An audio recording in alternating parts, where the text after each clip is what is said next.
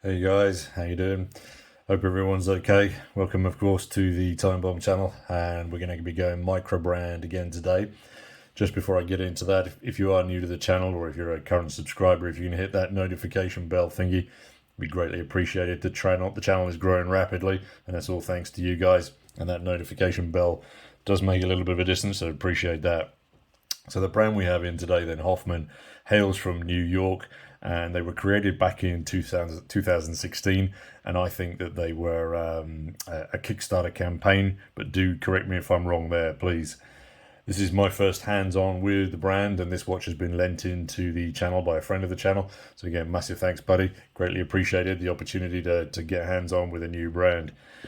So in the long sleeve box, we have our watch for today, which is the Hoffman, excuse me, right way up, the Hoffman Diver 40. When these were released, they sold for 250 US dollars, and they were available in a couple of different colorways. First one I spotted was this blue and gold. When I initially saw the photos, I was thinking it was brass, but no, it's a coating on a steel.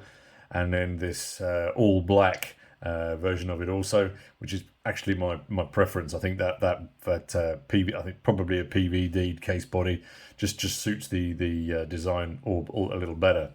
So let's just throw them out of the box here. So, and drop the focus in. No, there we go.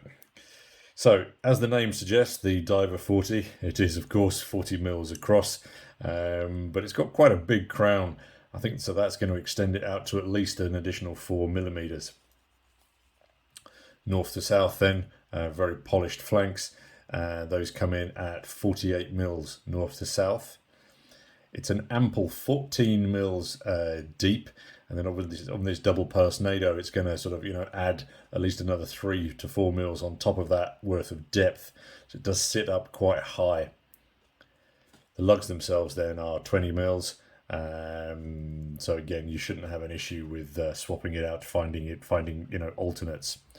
It does suggest it has sapphire up top, and finally I replaced Frank Zappa. So we'll be able to test that today. Let's just pop him on, see what reading we're going to be getting. I lost my fingerprint. Yeah, so there we go. You can see it's a pretty decent reading. Yeah. Sorry, let me just turn that off, saving the batteries. The dial, whilst quite minimalistic in approach, does feature a sandwich, and I shall pop up a close-up shot here so you can just see that better, because on initial glance you can't actually see that, but as I say, when you get up close, you can really pick up the detail of the cutouts there, which is quite nice. I wonder if they couldn't have accentuated that just a little bit more, maybe, to take fuller advantage of it. There's not much else on the on the dial, obviously. The Hoffman original, and then quite a lot of real estate taken up by that water-resistant 100 meters. I wonder if they couldn't have simplified that and I'll put something else on here. Maybe some, the model brand, the range naming, etc.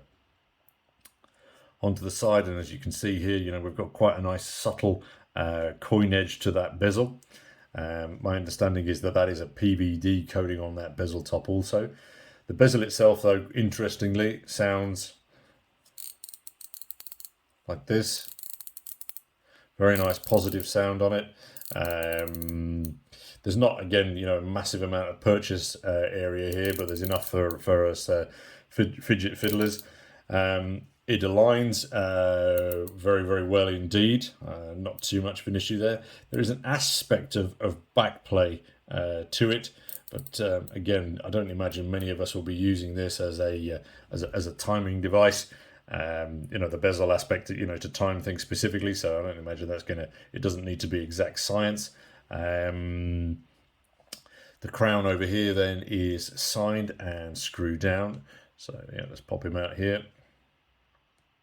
So a resounding pop. The wind It's quite an affirmative sound.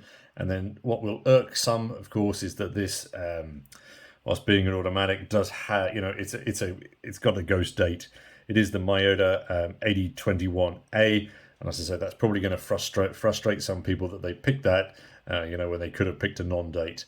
The action on the hands, again, there's a gearing that you can feel as you move that. So again, just bear that in mind. But re-engagement, absolutely perfect. He says absolutely perfect. Might need to just try that again. Yeah, there we go. That time engaged absolutely perfectly. So it's not gritty to unscrew or anything like that. As I say, I'm just conscious, that as you shift things around, you do feel a little bit of gearing. The Miyota 8021A is a really, really common movement. It's not massively expensive, but it is pretty robust, and also carries its own Parashock in there as well.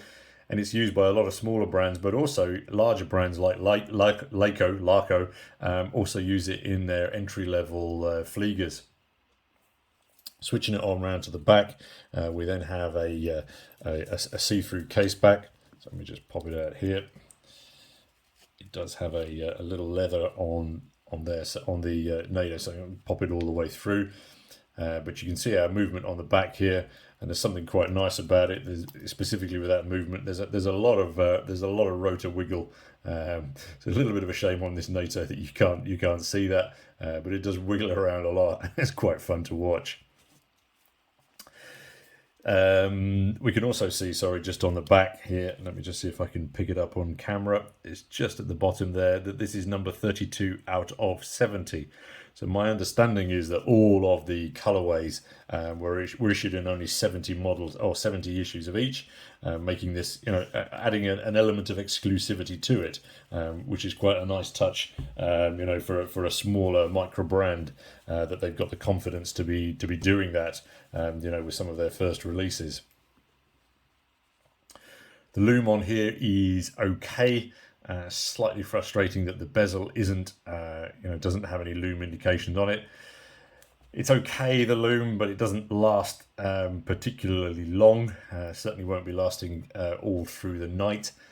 And overall, I have to confess that took it to the park just to sort of try and get some outside shots to see if it appealed to me in a different way. But I have to confess that I'm not in love with the watch. I hate myself for saying this, because I love micro brands and I really hate people that diss them as they are kind of like looking to secure their place in the market. But on wrist and in hand, I'm just not feeling it with this one. Yes, I get it that this is it's a dive watch, and it's got a very, it's got a slightly different approach to it, making it a very desk diver, and that's going to work for many, many people. I think one of the first issues that I've got is that I don't think that blue-black combination works particularly well. And I think then calling it a dive watch and then speccing it the way that they have done, I don't think that's great. I think if they kept that, if they changed the bezel and made it a fixed steel and called it the Field 40, I think it would have worked a lot more. I am aware at the moment that they're also currently launching this new Chrono series. And looking at the price, I think it's a little bit high. I mean, you've got a seagull movement in there. I do hope it's a success for them, but I certainly wouldn't be spending $600 on one of these, and that's the discounted price. I think they're $825. I'm wondering if that's going to work. There's quite a few of these secondhand on eBay, and again, my apologies for the negative conclusion. As I say, I really, really want to support new brands. And this, of course, is only my view. I imagine many other people have a different view. So more importantly, guys, what do you think? Would this sit well in your watch collection? Is it a watch that, have you bought one of their other chronos, the earlier release models? Fingerprint magnet here. And as I say, I wish them the best of luck on launch with those newer chronos. Hope it works for them. Thanks, guys, for your time and for your view. Let us know what your thoughts are with your comments down below. And of course, until next time, this is your host, the Bombardier, signing off. Cheers, guys.